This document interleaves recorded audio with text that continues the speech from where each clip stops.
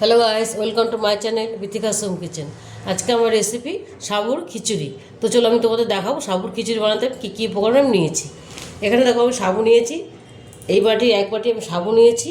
আর সাবুটা খুব ভালো করে ধুয়ে পরিষ্কার করে এই বাটির এক বাটি অল্প সামান্য কম, এক বাটিতে একটু কম আমি জলে ভিজিয়ে রেখেছিলাম। এক বাটি জল দিয়ে ভিজিয়ে আমি তিন ঘন্টার মতো রেখে দিয়েছি। সুন্দর সাবুটা দেখো একদম সুন্দর ভিজে গেছে। এবার আমি এখানে নিয়েছি দুটো আলু, এরকম ডুমো ডুমো করে কেটে নিয়েছি কড়াইশুঁটি নিয়েছি, এখানে ধনেপাতা কুচি, কাঁচা লঙ্কা কুচি, চেরা কাঁচা লঙ্কা, পাতি লেবু, কারি পাতা নিয়েছি, এরকম চিনে বাদাম। আমি ভাজা বাদামটা নিয়েছি, দোকানে প্যাকেটের বাদাম, তোমরা কাঁচা বাদাম নিয়ে ভেজে দিতে পারো। আর নিয়েছি আরেক প্যাকেট বাদাম আমি গুঁড়ো করে নিয়েছি, এটা আমল দিস্তে আমি গুঁড়ো করে নিয়েছি। আর ফোড়নের জন্য নিয়েছি শুকনো লঙ্কা, কালো সর্ষে, নিয়েছি সাদা তেল, ঘি আর লবণ। আর আমি একটা চাটনি বানাবো, তার জন্য আমি নিয়েছি এখানে ধনেপাতা, একটা কাঁচা লঙ্কা, চিনে বাদাম, ভাজা বাদাম, প্যাকেটের বাদাম, বিট নুন অল্প সাদা নুন। আর নিয়েছি এখানে তেঁতুলের কাঠ, তেঁতুলটাকে আমি ভিজিয়ে রেখেছিলাম, ভিজিয়ে এটা আমি কাঠটা বার করে নিয়েছি অল্প জল দিয়ে। তোমরা এর বদলে পাতিলেবু দিতে পারো। আর এখানে আমি নিয়েছি ফোড়নের জন্য শুকনো লঙ্কা, কালো সর্ষে আর কারি পাতা। তো চলো আমি রেসিপিটা শুরু করব। চাটনিটা আমি পেস্ট করে নেব। বাদাম দিয়ে দিচ্ছি, সাদা নুন, কালো নুন, ধনেপাতা আর একটা কাঁচা লঙ্কা আর এই তেঁতুলের কাঠটা আমি দিয়ে এটা আমি মিক্সিতে পেস্ট করে নেব। ওটা কড়াই বসিয়ে দিয়েছি, এর মধ্যে আমি সাদা তেল দিয়ে দেবো, পরিমাণ মতো সাদা তেল দিয়ে দিলাম।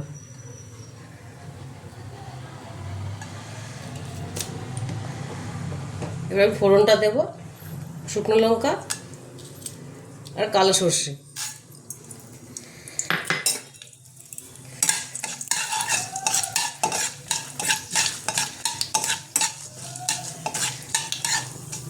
এবার আমি আলুটা দেবো ডুমো ডুমো করে।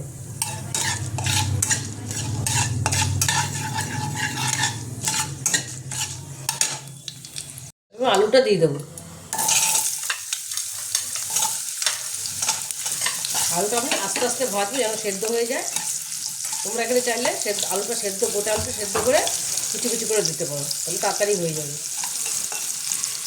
এটাই ভালো করে ভেজে নেব।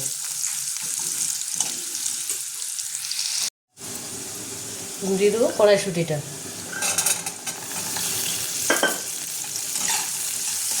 এটা হালকা ভেজে নেব। আর একটুখানি আলুটা মোটামুটি সেদ্ধ হয়ে গেছে, একটু নুন দিয়ে দিয়েছিলাম এর মধ্যে।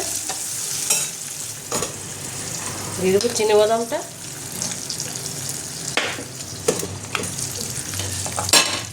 কটা কিশমিশ দিয়েছি।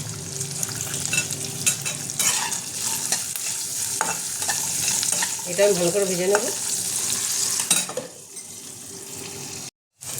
আমার এটাও ভাজা ভাজা হয়ে গেছে। এবার মধ্যে আমি কিশমিশটাও দিয়ে দিয়েছি, ভাজা হয়ে গেছে। এবার দিয়ে দেবো কাঁচা লঙ্কা কুচিটা আর দেবো কারি পাতা। কারি পাতাটা একটু বেশি করে দিলে ভালো লাগে। এবং এগুলো আমার গাছের পাতা, ছোটো ছোটো হয়ে রয়েছে, বড় হয়নি এখনো।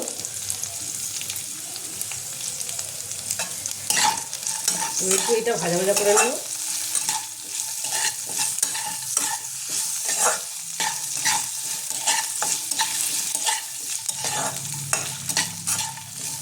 মটরশুঁটিটাও সেদ্ধ হয়ে গেছে।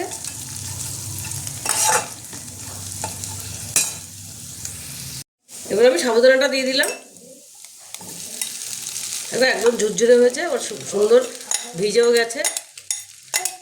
খেতে ভীষণই ভালো লাগে নিরামিষ দিনে, পুরো নিরামিষটা।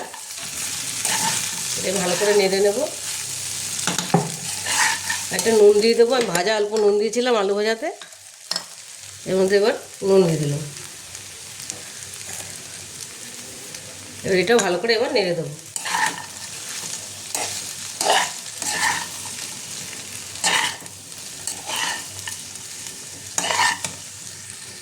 এবার এর মধ্যে আমি দিয়ে দেবো চেরা কাঁচা লঙ্কাগুলো, এটা একটু ঝাল ঝাল ভালো লাগে, তোমরা যেরকম ঝাল খাও সেরকম দেবে।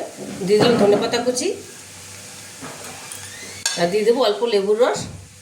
বেশি দেবো না, একদম অল্প দিলাম, 4 ভাগের 1 ভাগ লেবু দিলাম আমি। আর ভাজা এই চিনে বাদামটা দিয়ে দিলাম, গুঁড়োটা।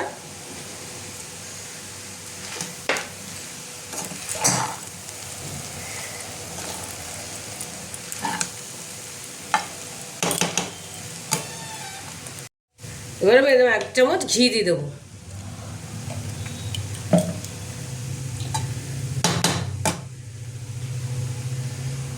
ঘিটা দিয়ে এবার নাড়িয়ে নেবো। তোমরা ফোড়নেও দিতে পারো ঘিটা। এটাই ভালো করে এবার নেড়ে নেড়ে নেবো। সাবুর খিচুড়িটা এরকম পুরোপুরি রেডি হয়ে গেছে। এবার এটা আমি নামিয়ে নেব। পুরোপুরি রেডি। দেখো চাটনিটা আমি পেস্ট করে নিয়েছি, বাদামের চাটনিটা, ধনেপাতা বাদামের চাটনিটা একদম পুরো মিক্স হয়ে গেছে, একদম সুন্দর পেস্ট হয়ে গেছে। আমি একটু মিষ্টি দিয়েছি, তোমরা একটু মিষ্টি দিতে পারো চাইলে, আর যদি টক ভালোবাসো তাহলে মিষ্টি না দিলেও হবে। এবার আমি ফোড়নের জন্য এই একটা ছোট্ট প্যান বসিয়ে দিয়েছি, এর মধ্যে আমি সাদা তেল দিয়ে দেবো। এর মধ্যে দিয়ে দিলাম সাদা তেল, দিয়ে দেবো একটা শুকনো লঙ্কা,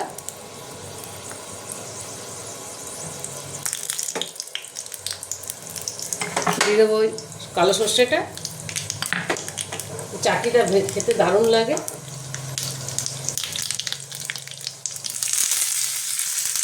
কারি পাতাটা দিয়ে দিলাম, সুন্দর একটা গন্ধ বেরোবে, বেরিয়েছে। এবার এটা আমি এই চাটনিটার মধ্যে ঢেলে দেবো। হয়ে গেছে। এবার চাটনিটার মধ্যে আমি ঢেলে দিলাম, ঢেলে এটা আমি ভালো করে নেড়ে দেবো। চাটনি আমার পুরোপুরি রেডি। এবং সাবুর খিচুড়িটা আমি প্লেটিং করে নিয়েছি, রেডি হয়ে গেছে। আমি চাটনিটা সাবুর খিচুড়িটা আমি ছেলেকে আবার দিয়েছি খেতে, ও খেয়ে বলবে কেমন হয়েছে। দেখি মার হাতের সাবুর খিচুড়ি।